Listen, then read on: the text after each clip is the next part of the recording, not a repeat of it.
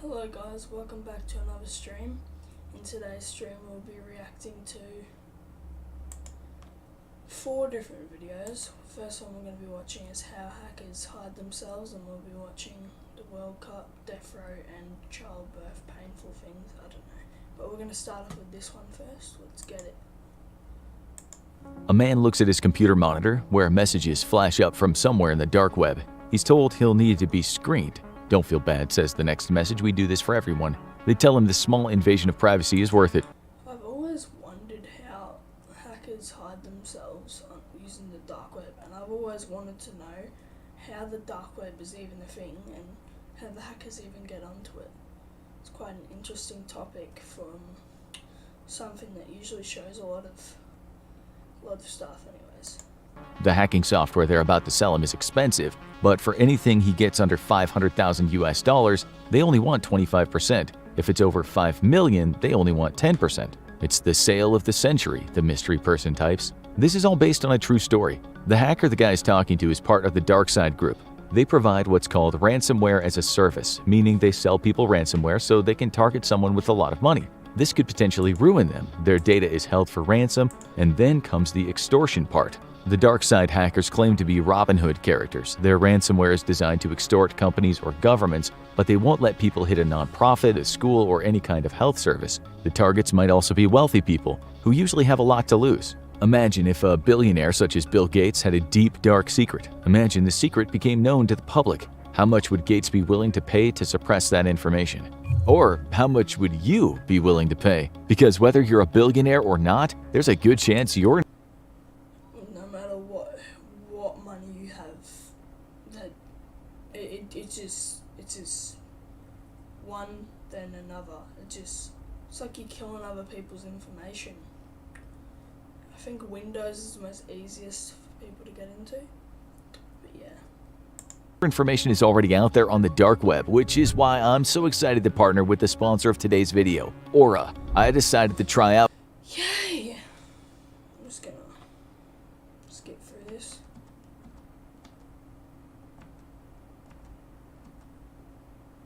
I'll just see if this is still right. $5 million. $5 million isn't unheard of in the world of ransomware attacks. You could put info on the dark web. DarkSide isn't showing off when they say they only want 10% of anything over $5 million. $5 million isn't unheard of in the world of ransomware attacks. You could potentially bring down a company like Apple with such an attack. Certainly if you've managed to lock the company out of its own files and you're threatening to delete them. DarkSide is still around. In 2021, they targeted an oil pipeline company in the US called Colonial Pipeline. They took control of the operations, which was devastating for the company. About 45% of all the fuel used on the East Coast goes through this pipeline. The hacker said, "Give us 75 Bitcoin or 4.4 million and we'll give you your system back." They were paid within a few hours. Hackers often ask for cryptocurrency because it's harder to trace, especially if the hackers have taken extra precautions and anonymized the exchange. And so I was really confused then. They did it to a pipeline. Isn't that a construction center? I actually thought it was. some cases, they might even have hacked someone's bank account. So the money goes into it and then comes out without the person knowing. Although this is tricky, it might be much easier in certain countries where banks don't monitor payments so strictly. Back to the pipeline hack. The company later said it was the right thing to do for the country. It's thought DarkSide was able to do the hack because it bought a very important password on the dark web. DarkSide said they were after cash and didn't want to create chaos. "Just pay up and everything will be okay," they said. They hit around 90 companies so far, most of which are in the US. They even get into the files of the companies so they know the companies are able to pay the ransom. It's no use saying you're broke when your accounts have been seen. The US has had enough. The government has now put a $10 million bounty on these hackers' heads. But will they be caught? We'll get around to that later. It's thought the DarkSide hackers are located somewhere in Eastern Europe, maybe Russia. The group might be made up of people not only from Eastern Europe but also from China, North Korea, Iran, and Syria. They certainly make spelling mistakes when writing messages. They like to do that. After the pipeline. No. You know how like you go into like Wish or something and then they spell the products, like items, like instead of drone they say drone. It's just like that's a bit sketchy. Or they just had a very rushed time to get the product in the selling market. Could have been like that. Blind Hack, they released a statement saying, "Our goal is to make money, not creating problems for society." You might now be thinking, released in a statement? If they can release statements, surely they can be found. The news agency Reuters even sent messages to DarkSide's website. If that's possible, surely they can't remain hidden for long. The short answer is they can, they might, or perhaps they will. They're not alone in doing what they do.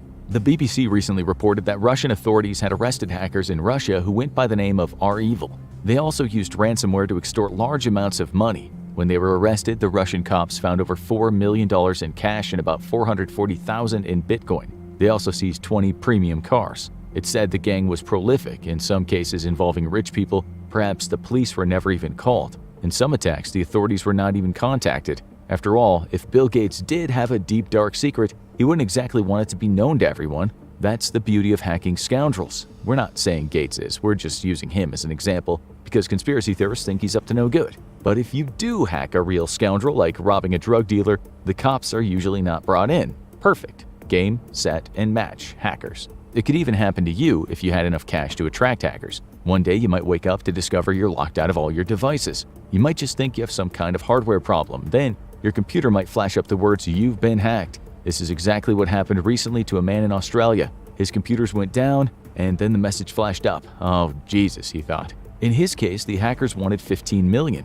They got into his systems and encrypted everything, meaning they owned the key to all his data. They said, "If you pay us, we'll give you the encryption key and be gone straight away." This guy had security too, but obviously not enough. This kind of cybercriminality is now a huge global issue. People and companies pay millions in ransom these days. The gangs of lore have moved on from the bloody streets. Cybercrime is a damn sight easier than the old school kidnapping of a rich person's daughter. No one gets hurt these days, physically at least. No thumbs and pinky fingers need be sent through the post. The crimes are bloodless, but such financial crimes are what governments hate the most. Kill a neighbor? Sure, get 10 years. Steal from a bank or corporation? Expect to be burned on the proverbial stake. What's even more disturbing is within this fairly new criminal enterprise, as we said, there is ransomware as a service. Anyone wandering around the dark web is a potential hacker. Just imagine it. Some kid is looking to invest some money, and instead of gambling. So, they're saying when an Australian guy got hacked, it's kind of insane. Like an Australian guy got hacked. That's very insane. Gambling on the stock market or betting on housing prices to go up, he can earn a cool few $100,000 from buying some ransomware from a complete stranger. We're sure you all know what the dark web is. If not, we're about to explain the concept. You have the web you're using right now, which is the regular internet. Then you have the deep web, which are networks such as what you might use at work. You can't just log on to other networks, they're private. Your email is private. No one can search for it, it's hidden deep, man. And then there's the dark web. This can only be accessed with certain browsers such as the Tor browser. It's hidden deep, man. It uses something called onion routing. We won't go into all the technical stuff today. All you need to know is that the onion is called that because it has layers. That means the user can't be found. Their data is anonymized, which means removing all the identifying information. In the dark web, you're a ghost. That's why people go on the dark web and don't feel too concerned about buying a kilogram of Columbia's finest or a bucket full of ecstasy pills. It should be said, in terms of drugs, some of the largest sellers have been caught in the past. While the dark web provides a certain amount of anonymity, if the FBI or another similar authority wants you, well, they can sometimes find you. How? Well, they don't always say, but in the game of hide and seek, it seems they sometimes cheat. Still, ask any Brit who's addicted to drugs. Not only that, like, hackers, they're smart with computers, but they're not very social people. If they are very social, they probably don't talk about what they do for a living. They probably say they do nothing, they're probably homeless. Or some other scenario. Something else like that. Drugs where he gets his gear these days, he might have been given a contact form on the dark web. He then uses encrypted messaging to contact the dealer, a dealer who could virtually be anywhere. He then asks for some drugs, maybe a gram or 10 of brown, heroin, and it's delivered in the post, hidden really well in the package. This is the modern world. This is why crime these days is often the cyber kind. The gangs have evolved, or in the parlance of the great TV show The Wire, they've changed up their game. The ransomware folks work on a different level. These people really know how to hide. It's said that these days they're all over the dark web, that the ransomware business is thriving. The hacking gig is booming right now because hackers are smarter than ever regarding not getting caught. If you don't believe us, listen to this. In 2022, a criminal intelligence group known as Forensic Pathways took a good look around the dark web using dark search engines. They evaluated close to 35 million dark web URLs, which yeah, URLs are links. That is too much for liking. There's probably about 35 million hackers. If we're lucky, there's probably more, but I hope I don't get hacked. I don't think I will though. included various markets and forums. They found ransomware products and services which in total numbered 475 web pages. The media reported that many of them were aggressively promoting ransomware as a service. No ransomware was exactly the same, but the upshot is they all held data for ransom so someone could extort money. You might have heard of WannaCry. This was one of the ransomware packages for sale. Not long ago, it got into a huge number of machines in 150 countries. WannaCry.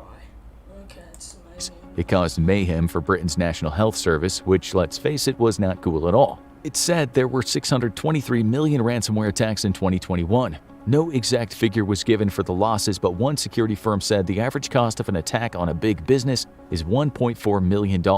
Attacks on regular people are much less bountiful, but might feel like a lot to the victim. If you're going to be a criminal, this is a great business to be in. A global cybersecurity firm called Black Frog wrote on its website in 2021, with damages from cybercrime expected to hit $6 trillion this year, up from $3 trillion in 2015, we expect the number of ransomware attacks to increase and newer forms to become more sophisticated and disruptive. $3 trillion sounds like a lot. Other sources say it might be between $600 billion and $1 trillion. It's still a hefty figure. That just boggles the mind. We know some of you infographics fans out there are thinking right now, this sounds like something I could get into. Well, just remember that prison sentences for cybercriminals are about as harsh as they come. If your country has the death I don't think anyone else in this world has the mindset of them thinking they can become a criminal or a hacker.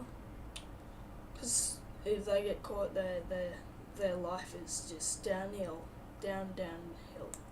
death penalty, you won't get that, although you could in Pakistan. Still, receiving a life sentence is not unusual at all. You're probably now thinking, how come if so many people are selling this stuff, there haven't been more arrests? Well, you already know that your data is anonymized when you go onto the dark web. Like the guy in the intro, you could be looking at the ransomware catalog of some website and you wouldn't know a thing about the people behind it. Not where they live, not where the computers are, and it goes without saying that the people on the dark web don't generally sign off with their own name. That's where forensics comes in. Forensics is basically the science of trying to figure out who the criminals are. So with the dark web, forensic officers will try to link the messages or websites to the actual people. You already know that it's hard since the dark side crew is still in business, but you know it's not impossible because the Russian R-Evil guys are locked up. Still, they're incredibly hard to track down. They're hidden not just with the Tor browser, but hidden behind many more layers. You all know what a VPN is, a virtual private network, because that's how you watch stuff on the BBC iPlayer when you're not in Britain, or at least that's how some people do it. But when you're using a VPN, your data is encrypted and then rerouted to another server. In the BBC iPlayer case, the server is in Britain, so the BBC website thinks that's where you are. Easy peasy lemon squeezy, as the Brits might say. You also could use a proxy server, which will reroute your connection via a third party so the website you hit won't have your personal data. This is why the FBI often says things like, we think the attackers might be somewhere in Russia or some part of Eastern Europe. They might know that not just from following digital tracks, but from some other forensic evidence regarding names, language, etc. Just like when the cops are looking for serial killers, criminal profilers can also draw up profiles for hackers. If they're clever, they don't leave a digital footprint at all. Not just when they're selling ransomware on the dark web, but also when they're manually executing an attack. Maybe the guy who bought that ransomware at the start of the show wasn't just using Tor and a VPN when he talked to the criminals, but he later protected himself when he attacked his victim. He was in and out and gone, and it was as if he'd never been there. Reminds us of some of the dialogue in the movie The Usual Suspects.